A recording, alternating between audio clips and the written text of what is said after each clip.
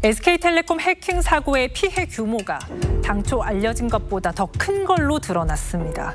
해킹은 3년 전부터 진행됐고 사실상 가입자 모두의 유심 정보가 유출됐습니다.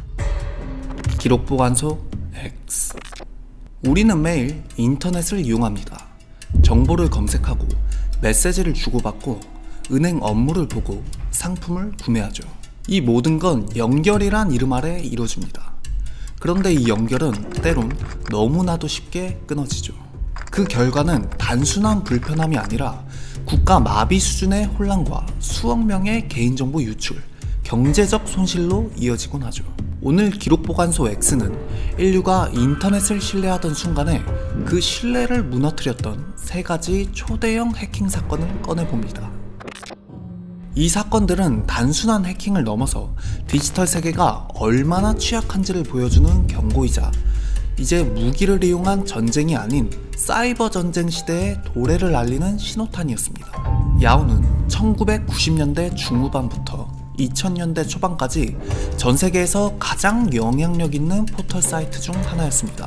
이메일, 뉴스, 금융, 스포츠, 심지어 메신저까지 모든 디지털 일상이 야후 안에 있던 시절이었죠. 그러나 2013년과 2014년 그 야후의 내부 서버가 뚫립니다. 처음 밝혀진 사실은 이렇습니다. 5억 개의 계정이 해킹됐다. 하지만 이후의 조사 결과는 충격적이었죠. 유출된 계정 수는 총 30억 개. 이 수는 일부가 아닌 당시 야후가 보유하고 있던 전체 계정 수였습니다. 이 유출로 인해 개인정보, 이메일 주소, 전화번호, 생년월일, 보안 질문과 답변들이 전부 외부에 노출됐죠.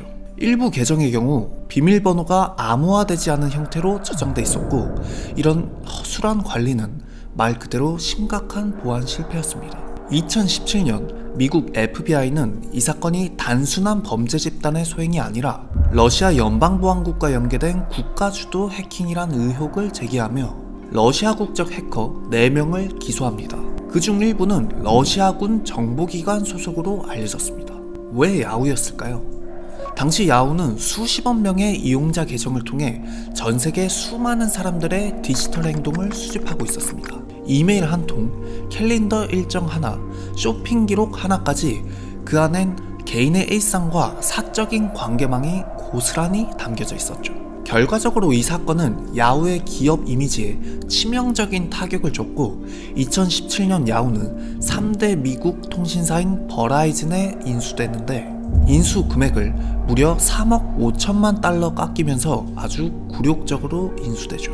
무엇보다 이 사건은 전세계 수십억 명의 개인정보가 유출된 최초의 사건이었고 이후 다크웹에서 이 계정들이 거래되며 제2, 제3의 범죄로 이어졌습니다. 이것은 단지 하나의 기업의 실패가 아니라 디지털 신뢰 체계 전체가 무너질 수 있다는 사실을 보여준 초대형 사건이었습니다.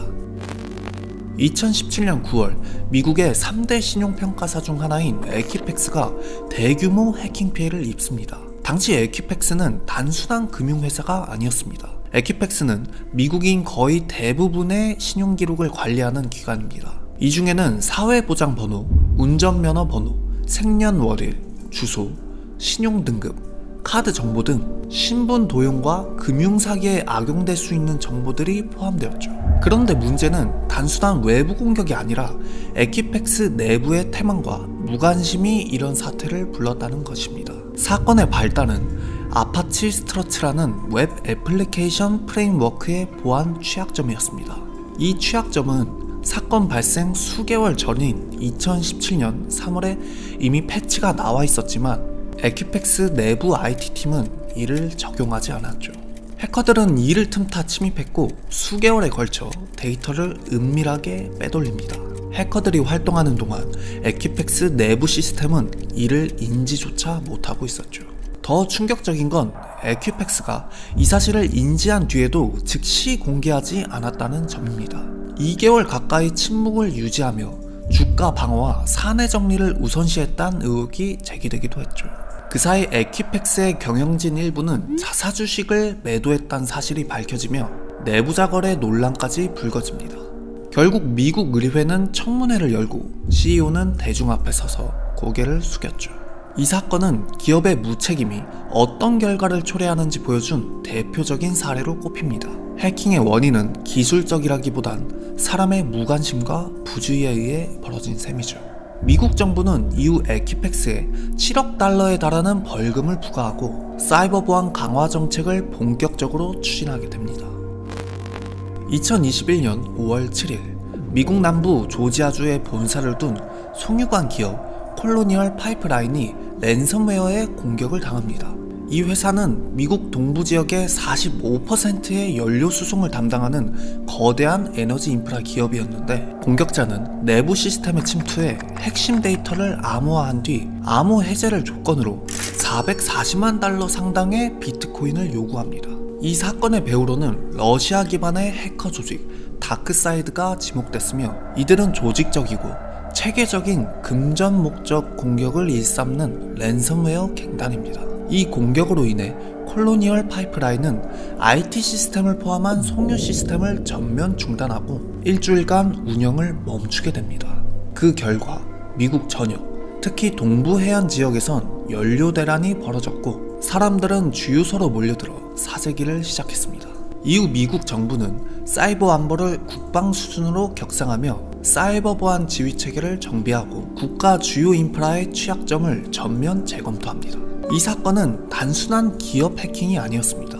사이버 공격이 현실의 경제, 사회, 정치 구조를 위협할 수 있다는 걸 전 세계가 직접 눈으로 보고 체험한 사건이었죠. 다행인 건 콜로니얼 파이프라인은 결국 해커들의 요구대로 돈을 지불했지만, FBI는 일부 비트코인을 회수하며 디지털 화폐 추적 능력을 보여줬고, 해커 조직 다크사이드는 사건 직후 웹사이트를 폐쇄하며 잠적하게 됩니다. 콜로니얼 사건은 이후 수많은 에너지, 수도, 통신 기업들이 사이버 보안 예산을 대폭 증액하는 계기가 되었고, 사이버전이란 개념이 더 이상 가상의 위협이 아닌 현실적이고도 물리적인 위협이란 인식을 심어주게 됩니다. 이 세 사건은 모두 서로 다른 분야에서 발생했습니다. 하나는 포털 기업, 또 하나는 신용평가 기관, 그리고 마지막은 에너지 인프라 기업이었죠.